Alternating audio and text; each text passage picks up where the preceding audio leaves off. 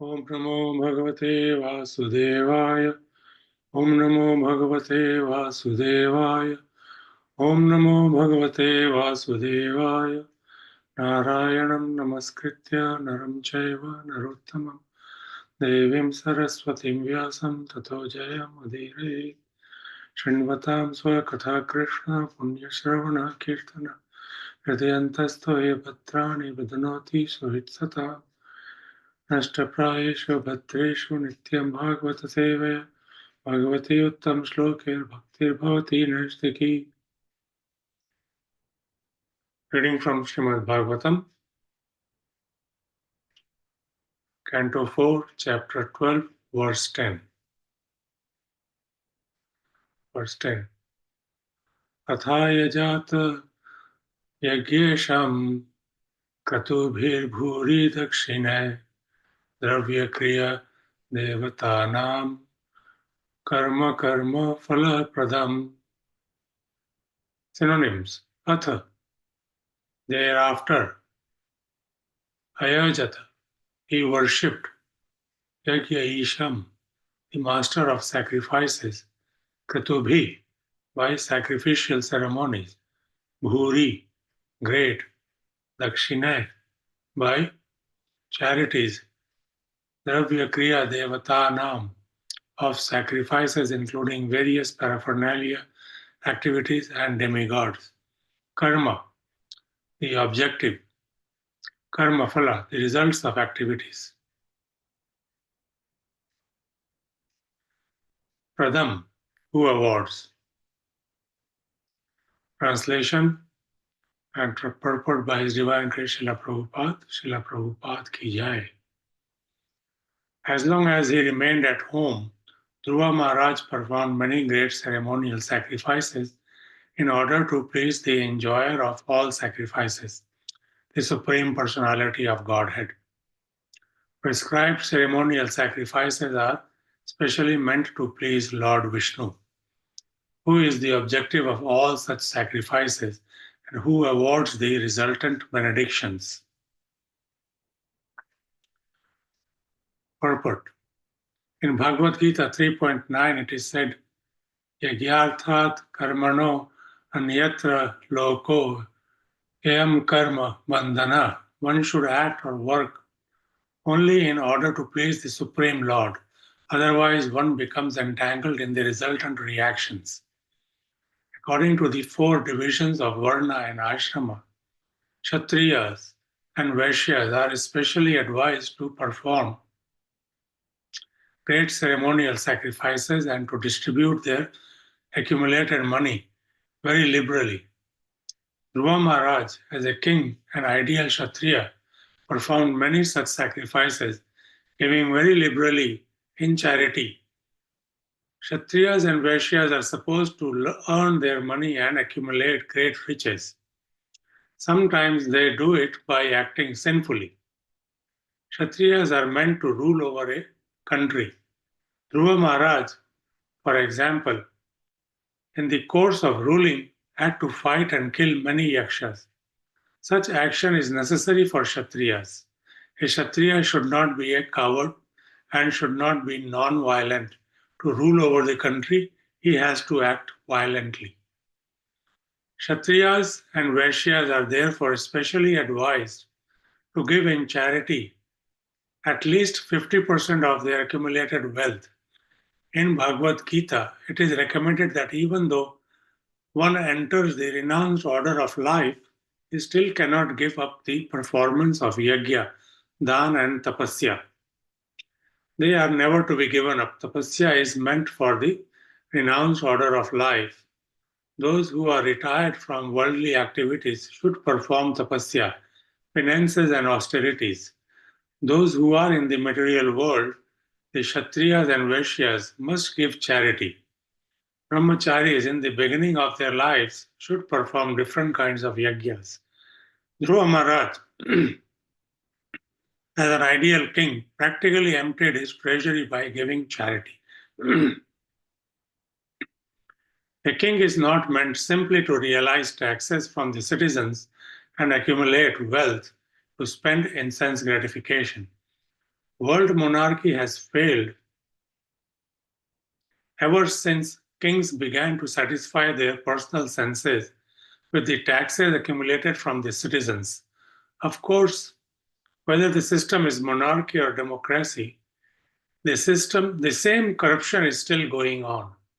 At the present moment, there are different parties in the democratic government, but everyone is busy trying to keep his post or trying to keep his political party in power. The politicians have very little time to think of the welfare of the citizens, whom they oppress with heavy taxes in the form of income tax, sale tax, and many other taxes. People sometimes have 80 to 90% of their income taken away, and these taxes are lavishly spent on the high salaries drawn by the officers and rulers. Formerly, the taxes accumulated from the citizens were spent for performing great sacrifices as enjoined in the Vedic literature. At the present moment, however, almost all forms of sacrifice are not at all possible.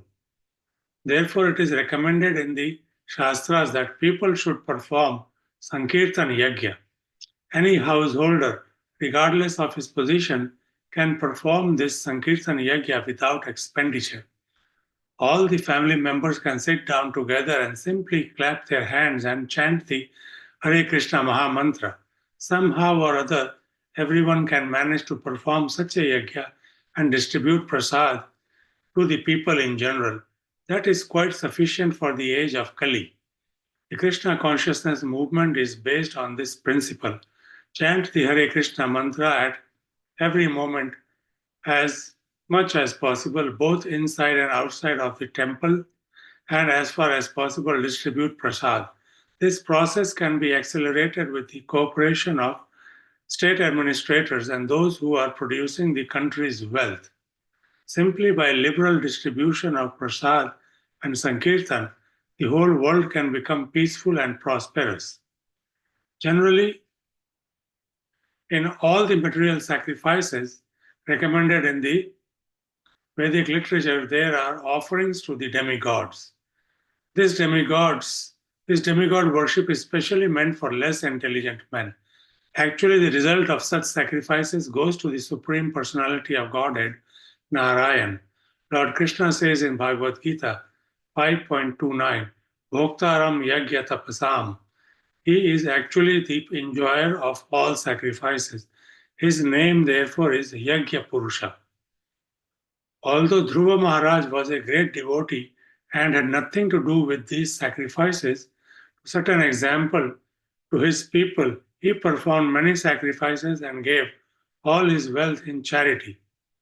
For as long as he lived as a householder, he never spent a farthing for his sense gratification. In this verse, the word karma phala pradam is very significant. The Lord awards everyone different kinds of karma as the individual living entities desire. He is the super soul present within the heart of everyone, and he is so kind and liberal that he gives everyone full facilities to perform whatever acts one wants. Then the result of the action is also enjoyed by the living entity. If anyone wants to enjoy or lord it over material nature, the Lord gives him full facilities, but he becomes entangled in the resultant reactions. Similarly, if anyone wants to engage himself fully in devotional service, the Lord gives him full facilities and the devotees enjoy the results. The Lord is therefore known as Karma Phal Prada. Om Ajnanatimindasya Jnananjana Shalakaya Chakshurunmilitam Yena Tasmai Shri Guruve Namaha Shri Chaitanya Manobhishtam Sthapitam Yena Bhutale Swayam Rupa Kadamayam Dadati Swapadantikam Vandeham Shri Guru Shri Yuta Padakamalam Shri Gurun Vaishnavansha Shri Rupam Sagrajatam Sahagana Raghunathan Vitam Tam Sajivam Sadvaitam Savadhutam Parijana Sahitam Krishna Chaitanya Devam Shri Radha Krishna Padam Sargana Lalita Sri Vishakhanvitamsha Namo Vishnupadaya Krishna Pristaya Bhutale Srimate Bhakti Vedanta Swaminiti Namini Namaste Saraswati Deve Gauravani Pracharine Nirvishesha Shunyavadi Paschata Deshatarine Jai Shri Krishna Chaitanya Prabhu Nityananda Shri Advaita Gadadhar Shivashadi Gaur Bhaktivinoda Hare Krishna Krishna Krishna Hare Hare Hare Ram Ram Ram Hare Hare.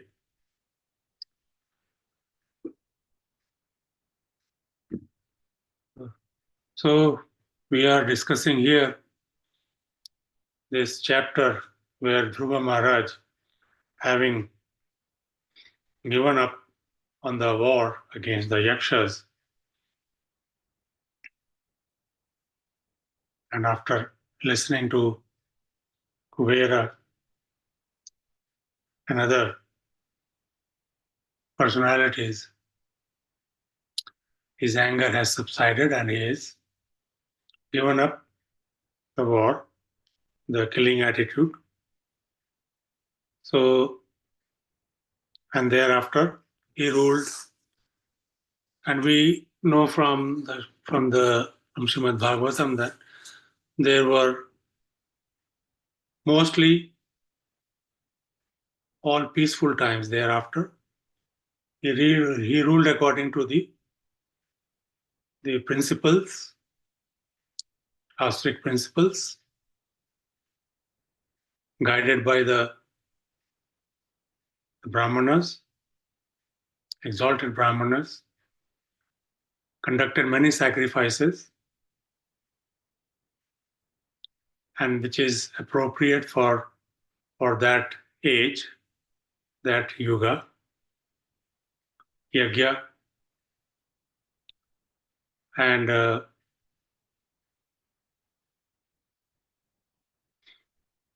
we understand that, as we will be clear, that he goes back to Dhruva Loka, where Sri Narayan is personally also assisting him, is also there as his gatekeeper. So, who guards the planet? That planet is eternal and is never destroyed, even after everything else is destroyed. So, it can be concluded that that's one of the Vaikuntha planets or one of the spiritual planets. Even though we can see it sometimes, Dhruva Loka, like the pole star. So, whether that's the Dhruva Loka or not, confirmation is not there with me. However, we're talking about sacrifice here in this verse, how sacrifice is necessary to live peacefully. And so up until Lord Buddha came, and what to talk about Lord Buddha even today in the Islamic society, they have this system of sacrifice where they have this festival of Eid, where they sacrifice animals, and they believe that the Lord or Allah is pleased by such sacrifices. But according to our Shastras, according to our Acharyas, there are no qualified Brahmanas left to conduct such sacrifices. Earlier, the sacrifices were conducted in order to give a new life to the animal that was sacrificed at the sacrificial altar. And they were rejuvenated. However, there is no such qualified Brahmana who could conduct such yagyas, such sacrificial yagyas to give back. Earlier, even from the yagya results were obtained. There were different objectives with which a sacrificial ceremony or a yagya was performed also, and a different kind of, with all different kinds of, expectations of, the yagya.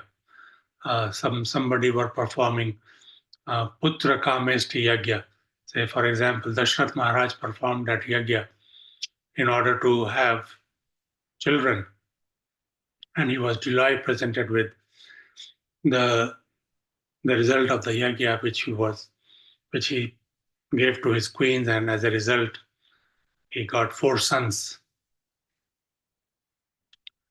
Ram, Lakshman, Bharat, and Shatrughan. Similarly, there are many other instances in Bhagavatam and in Purans that such yajnas, even Drupad Maharaj in Dwapar Yuga also conducted a yajna to have a son who would be responsible to kill Dronacharya. So we understand that there are different kinds of expectations with a different. Normally, a yajna should be conducted for the benefit of the whole human society.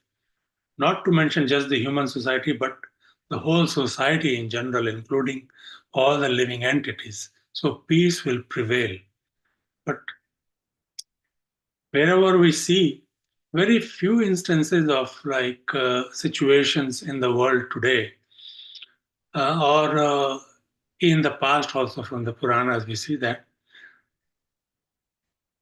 peaceful times were rare. We always find stories, Mahabharata. There's so many millions of people getting killed, and even Dhruva Maharaj killed so many yakshas. Ramayana happened, and so many the Rakshasas were killed, and so many people were killed. And thereafter, so it's and thereafter peace prevails. They ruled for a long time because then the reputation is there of a king that one cannot mess around with a powerful king. So when a king is powerful, so here there's Kshatriyas.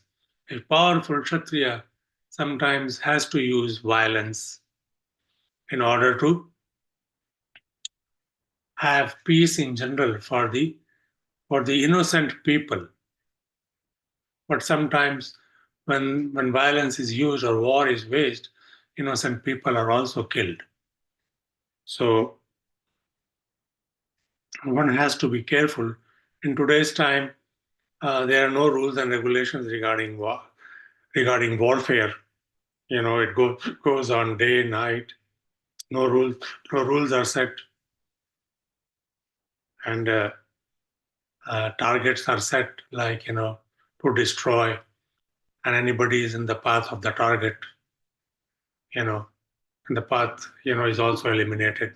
So we understand that generally what is going to happen when a big wave war happened, World War happened, World War II happened, and so many countries, and a big atom bomb was dropped, and then the war ceased. Declaration was signed by the concerning parties, whether it was Japan or Germany or others that were involved in one side, and the other side, whoever else was involved, and certain conditions were met. So even in today's time, also these kind of treaties are signed.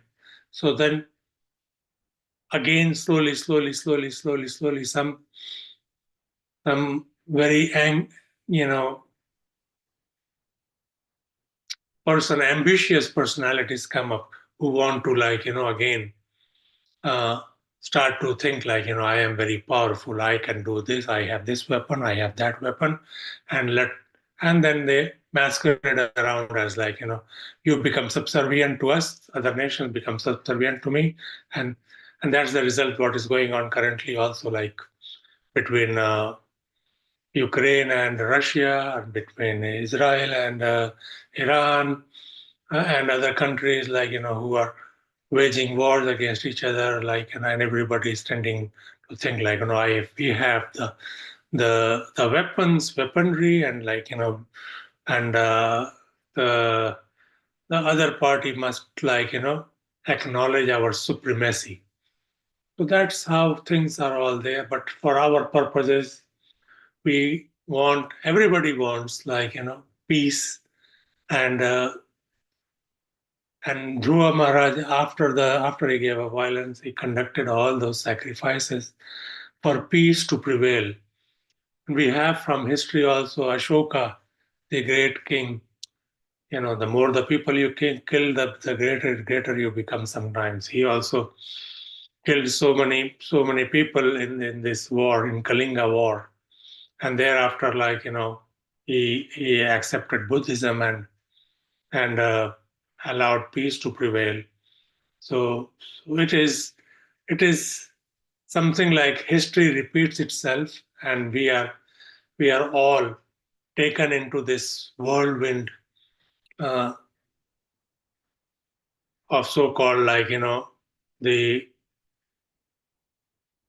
the culture of ambition, culture of power, the culture of uh, one nation or one person dominating other people. So that's how, when people understand, do the common sense and understand that everybody has the chance to live properly in peace, then these things will not happen. Prabhupada mentioned that as long as cow killing will go on, these kind of wars will never end, because the reactions people will have to suffer. So, and it is a collective action. When you are having organized slaughterhouses, then becomes a collective karma for all those who are supporting it, all those who are eating it, or all those who are, promoting it. So with that note, I just want to mention Vanchakalpatarubhyascha Kripasindhubhyavacha Patitanam Pavane Vaishnavebhyo Namo Namaha. Let us all pray so that peace will prevail and common sense will prevail, so that society can be happy, which is the goal, and realize that which we are all anxious to go back to. Thank you very much. Have a wonderful